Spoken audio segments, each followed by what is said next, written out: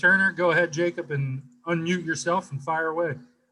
Hey, what's up, Grayson? Appreciate you doing this, man. Pretty straightforward question for you, but just kind of curious on what went into your decision to come back to North Carolina, and can you just kind of walk us through that, process and the ultimate decision that you ended up making?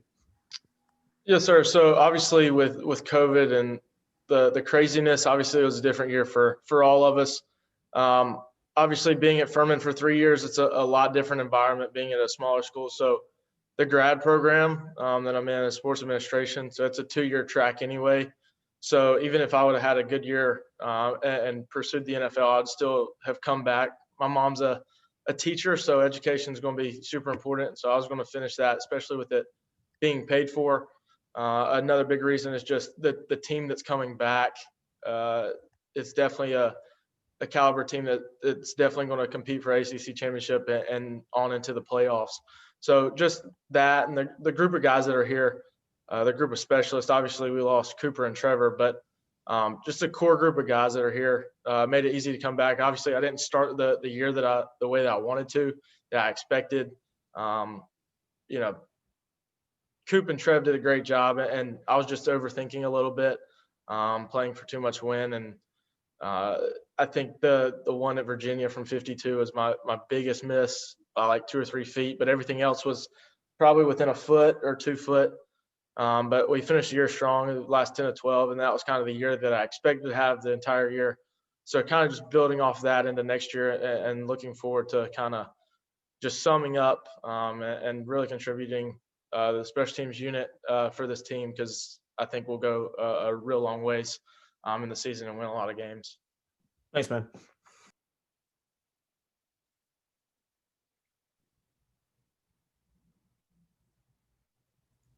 Sorry, Ross, you're up. Hey, Grayson. What stood out from playing at UNC, coming from Furman, obviously? Was there anything that really was shocking or different that really stood out that made an impression on you the last, 9 months or so? I think just the biggest impression I had was just the amount of people involved, but also the amount of people that truly cared.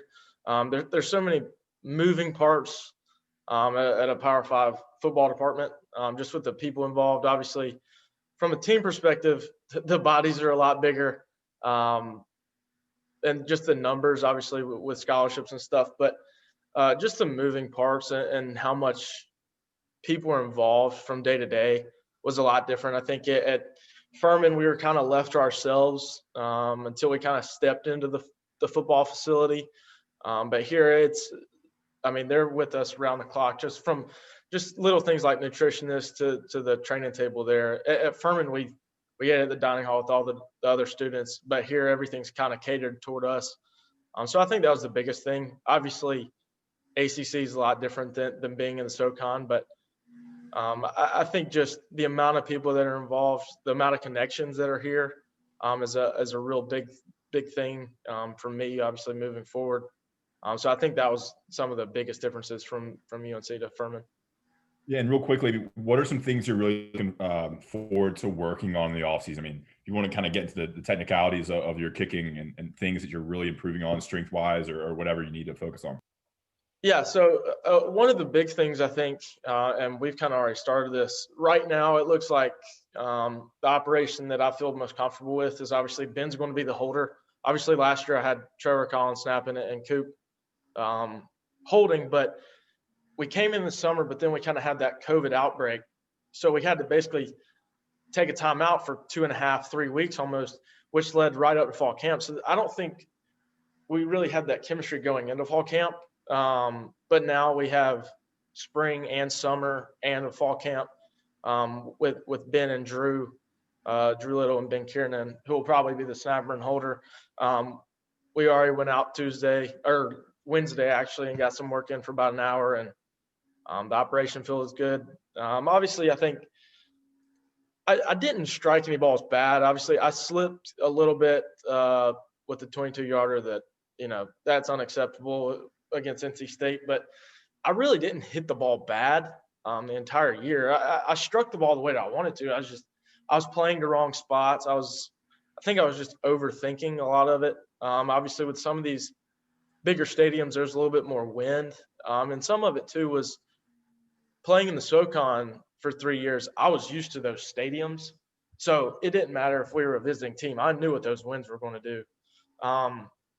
Or if I didn't, I knew pretty much all the kickers in the SoCon. So I would kind of know that.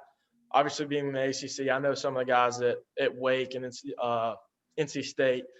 At Clemson, we didn't play there, but just the familiar, the comfortability, I guess, just not overthinking. I think that's just going to be one of the big things in the offseason. I think just the amount of being comfortable, I think will increase a lot. So I'm not really overthinking when I go out there this season. Great. Thank you. All right, Andrew Jones, you're up. Grayson, you started to answer one of my questions. I have a two-part question for you. What is the biggest difference kicking at this level as opposed to being in the SoCon? And the other part of that question, also alluding to what you said a few minutes ago about that period where you didn't have time with the guys to kind of continue to refine things. Was that the biggest reason that maybe you didn't get off to the start that you wanted to, and why you kicked better later in the year because you guys eventually had that time together? I think to answer your first question, obviously the stadiums are bigger. The uprights are still 18 and whatever feet. But obviously with bigger stadiums, there's just different things to look at, different points or eye targets, if you will, to play the ball. There's bigger bodies, but I've never really struggled to get the ball up. So that wasn't it. The op times are about the same. We try to run it 1.25, and that hasn't really changed. So I just think that, and just trying to get comfortable, I guess, with some of it, just trying to figure out wins. And I overcompensated sometimes where I didn't need to. And me and Coach DeWitt have talked about that. A good ball cuts through wind. So I don't really need to play as much wind as I need to.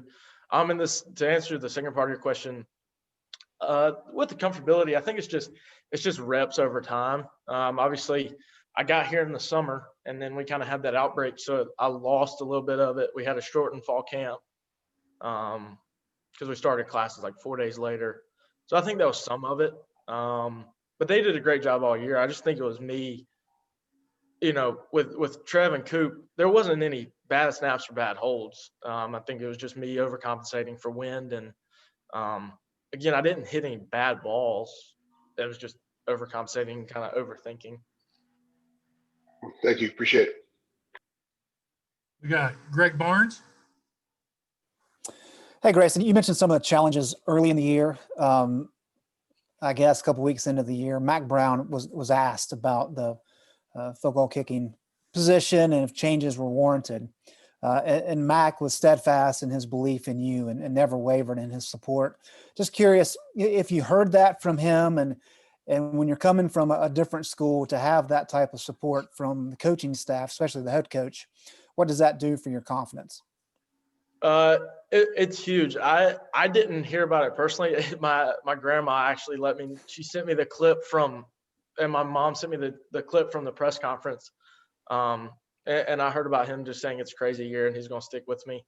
That was huge. At Furman, I had built that over 3 years to the point where, whether I was forcing the issue or not, if it was 4th and 3, I was going to make Coach Hendricks, who's the head coach at Furman, kind of pull me off the field, if you will. Because if it was anything less than 4th and 3, he was the offensive line coach. He was going to go for it, and I understood that. Anything outside of probably 4th and 3, I was already to the numbers by the time he had set field goal, just because they were confident in me. And so I think that was the biggest thing. But he was confident in me throughout the entire year, Coach Brown. And that was huge because obviously there's a lot of scrutiny. And I did not help with that, obviously, because I struggled at the beginning of the year. But, he believed in me because he saw me day in and day out and knew the quality of kicker I was, and just I was hitting the ball good. I was overplaying it. So I heard the clip where he was just saying him being a great coach, he is just aimed a little bit further right. And so that was huge. And he was consistent in what he was saying with me. It wasn't this kind of roller coaster of, well, I believe in you now, but I don't believe in you 2 days later. He was consistent, and you know, he got me, you know, believing obviously my job is very important, because we the field goal unit, Coach Sherrills calls it team automatic, and that's what it should be, and that's the, you know, and that should be the mantra, is every time I go out there, it should be points on the board. And so just understanding that how crucial those points are in games. I mean, Florida State we lost by 3, Virginia, we lost by 3. So, and I missed field goals in both of those games. So just how crucial those points are, and just understanding that, you know, he was consistent and kept my confidence up throughout the year. Great. Thank you. All right, last one for Grayson is Dina King. Go ahead, Dina. Hey, Grayson, just wondering what's your range where you feel comfortable, 50+ yards? Yes, ma'am. So I don't really know what the graphic was. I know when we play ESPN and ABC and stuff, they have that field goal on. In a game, normally I told them coming down the stretch, get to the 40-yard line. So that's 57 and in. I've hit from 60 in practice, but it's got to come out kind of a little bit lower. Obviously, with the bigger bodies here, that's important to kind of get the ball up. So I don't think I have to press anything until probably outside of 57. So I don't really have to change anything up past that. Thank you. Yes, ma'am. That's cool, Grayson. I'm good from 57 myself. So. Thank you. Thank you for the